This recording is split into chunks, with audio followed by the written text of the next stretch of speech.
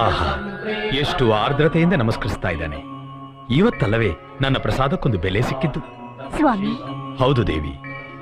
ಅಖಿಲ ಕ್ಷೇತ್ರಗಳು ತಿರುಗೋದಕ್ಕಿಂತ, ಸಕಲ ತೀರ್ಥಗಳಲ್ಲಿ ಮುಳುಗೋದಕ್ಕಿಂತ ಹಸಿದವರಿಗೆ ಒಂದು ತುತ್ತು ಅನ್ನ ಇಟ್ಟಾಗಲೇ ನನಗೆ ಪರಮಾನಂದವಾಗುತ್ತದೆ.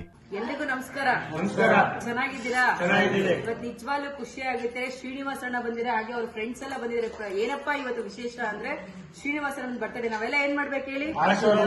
ಕೈ ಮುಂದೆ ತಕ್ಷ ಅವರಿಗೂ ಅವ್ರ ಕುಟುಂಬಕ್ಕೂ ಭಗವಂತ ಆಯುಷ್ಯವಾಗಿ ಕೊಡ್ಲಿ, ಸುಖ ಶಾಂತಿ ಕೊಡ್ಲಿ ಅಂತ.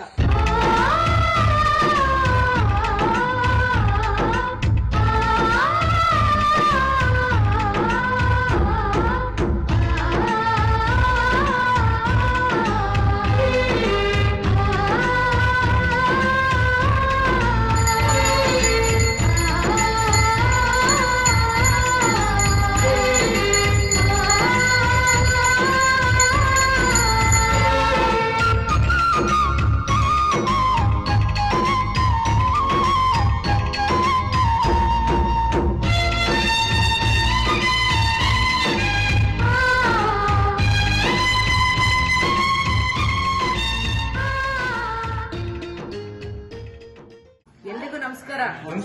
ಚೆನ್ನಾಗಿದ್ದೀರಾ? ಇವತ್ತು ನಿಜವಾಗ್ಲೂ ಖುಷಿ ಆಗುತ್ತೆ. ಶ್ರೀನಿವಾಸ ಅಣ್ಣ ಬಂದಿರ, ಹಾಗೆ ಅವ್ರ ಫ್ರೆಂಡ್ಸ್ ಎಲ್ಲ ಬಂದಿದ್ದಾರೆ. ಏನಪ್ಪಾ ಇವತ್ತು ವಿಶೇಷ ಅಂದ್ರೆ ಶ್ರೀನಿವಾಸ ಅಣ್ಣ ಬರ್ತಡೆ. ನಾವೆಲ್ಲ ಏನ್ ಮಾಡ್ಬೇಕು ಹೇಳಿ? ಕೈ ಮುಂದೆ ತಕ್ಷ ಅವರಿಗೂ ಅವ್ರ ಕುಟುಂಬಕ್ಕೂ ಭಗವಂತ ಆಯುಷ್ಯವಾಗಿ ಕೊಡ್ಲಿ, ಸುಖ ಶಾಂತಿ ಕೊಡ್ಲಿ ಅಂತ. ಹಾಗೆ ನಿಮ್ಮೆಲ್ಲರಿಗೂ ಪ್ರಸಾದ ವ್ಯವಸ್ಥೆ ಮಾಡಿಕೊಟ್ಟಿದ್ದಾರೆ. ನಿಜವಾಗ್ಲೂ ಖುಷಿ ಆಗುತ್ತೆ. ಹುಟ್ಟುಹಬ್ಬದ ಆರ್ಥಿಕ ಸುಖ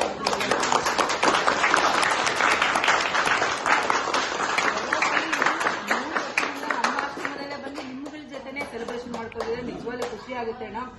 ಸೊ ಹೋದ್ ಸಲ ಬರಕ್ಕೂ ಈ ಸಲ ಬರಕ್ಕೂ ತುಂಬಾ ವ್ಯತ್ಯಾಸಗಳಿದೆ ಅಲ್ವಾ ಅಣ್ಣ? ತುಂಬಾ ಜನನೂ ಜಾಸ್ತಿ ಆಗಿದೆ. ಯಾಕೆ ಪ್ರತಿ ಬಾರಿನೂ ನಿಮ್ಮ ಹುಟ್ಟಿದಬ್ಬ ಇಲ್ಲೇ ಆಚರಣೆ ಮಾಡ್ಕೋಬೇಕಂತ ಅನಿಸ್ತಿದೆ? ಮೇಡಮ್, ಇಲ್ಲೇ ಅಂದ್ರೆ ಇವಾಗ ನಾವು ಹೊರಗಡೆ ಹೋದ್ರೆ ಫ್ರೆಂಡ್ಸ್ ಖರ್ಚು ಮಾಡೋ ಬದಲು, ಇಲ್ಲಾಂದ್ರೆ ನಾವು ಏನೋ ವ್ಯವಸ್ಥೆ ಊಟಕ್ಕೆ ಅರೇಂಜ್ ಮಾಡಿದ್ರೆ ಬಡ ಮಕ್ಕಳಿಗೆ, ಈ ದೇವ್ರ ಮಕ್ಕಳಿಗೆ ಊಟದ ವ್ಯವಸ್ಥೆ ಒಂದೊತ್ತು ನಮ್ಮ ಕೈಲಾಗಿದ್ದು ನಾವು ಮಾಡಬೇಕು.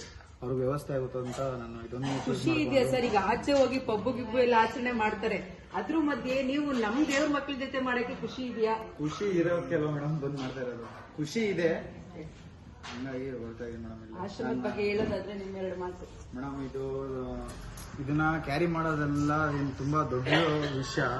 ಅದನ್ನ ಎಲ್ಲ ಕರ್ನಾಟಕ ಜನತೆ ಕೇಳೋದೇನಂದ್ರೆ, ನೀವು ಆದಷ್ಟು ಸಪೋರ್ಟ್ ಮಾಡಿ. ನಮ್ಮ ಯೋಗೇಶ್ ಅವರಾಗಿರ್ಬೋದು, ಮಂಜುಳಾ ಮೇಡಮ್ ಆಗಿರ್ಬೋದು, ನೀವು ಆದಷ್ಟು ನಿಮ್ಮ ಬರ್ಡೇ ಏನೇ ಶುಭ ಕಾರ್ಯಕ್ರಮಗಳಿದ್ರೆ ಇವ್ರ ಹತ್ರ ಬಂದು ಆಚರಿಸ್ಕೊಳ್ಳಿ. ನೀವು ದೇವ್ರು ಒಳ್ಳೇದು, ಎಲ್ಲರಿಗೂ ಒಳ್ಳೇದು ಮಾಡ್ತಾನೆ. ಈಗ ಫ್ರೆಂಡ್ಸು ಬಂದು ಅವ್ರ ಜೊತೆ ಹೊರಗಡೆ ಹೋದ್ರೆ ಯಾವಾಗಲೂ ಫ್ರೆಂಡ್ಸ್ ಇದ್ದೇ ಇರ್ತಾರೆ. ಅವ್ರಿಗೆ ಖರ್ಚು ಮಾಡೋ ಬದಲು ಒಂದು ಸ್ವಲ್ಪ ಎತ್ತಿಟ್ಟು ಇಲ್ಲಿಗೆ ಖರ್ಚು ಮಾಡಿದ್ರೆ ಇಲ್ಲಿ ಬಡ ಮಕ್ಳಿಗೆ ಒಂದೊತ್ತು ಊಟ ಆಗುತ್ತೆ. ಹಂಗಾಗಿ ನಾವು ಕೇಳ್ಕೊಂತೀವಿ ಮೇಡಮ್. ಇದನ್ನೇ ನಿಮಗೆ ಕಂಟಿನ್ಯೂ ಮಾಡ್ತೀವಿ.